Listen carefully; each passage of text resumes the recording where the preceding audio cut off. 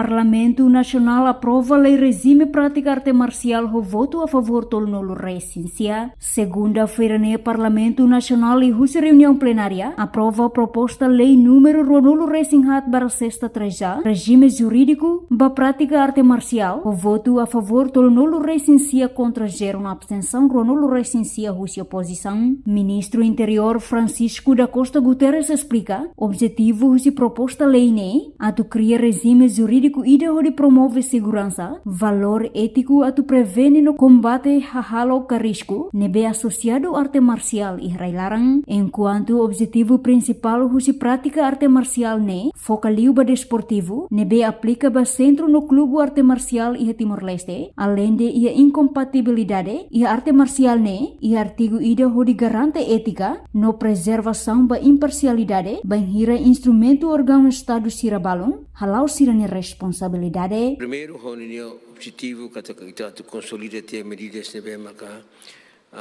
atu medidas atu promove política nacional de prevenção ba hodi halo combate ba violência nebe associa ba halo sira associa ba hanorin sira nebe maka bela hamosu bela mosu durante halau prática artes marciais. Ne tapa neba ita ba questão ita laos mai combate artes marciais mas ita combate halok sira nebe associa o artes marciais de rasik segundo o objetivo ida fale maka atu hameting ordem pública nebe maka por mínimo ita tahu par hal tahu hakmate ya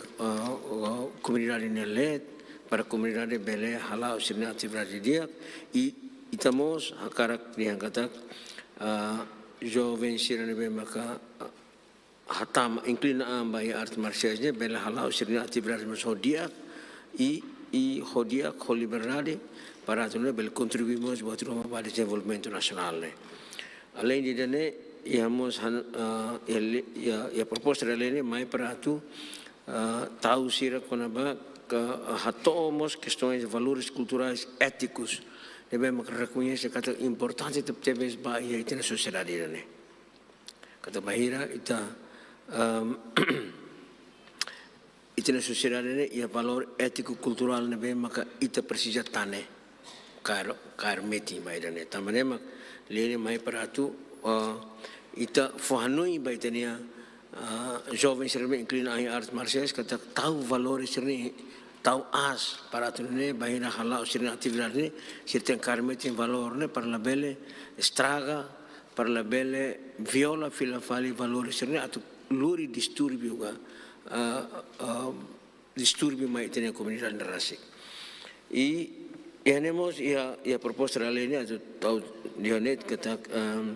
tenemos questões de ida ligarmos questões de educação cívica ita bolo dia o ensa para itamos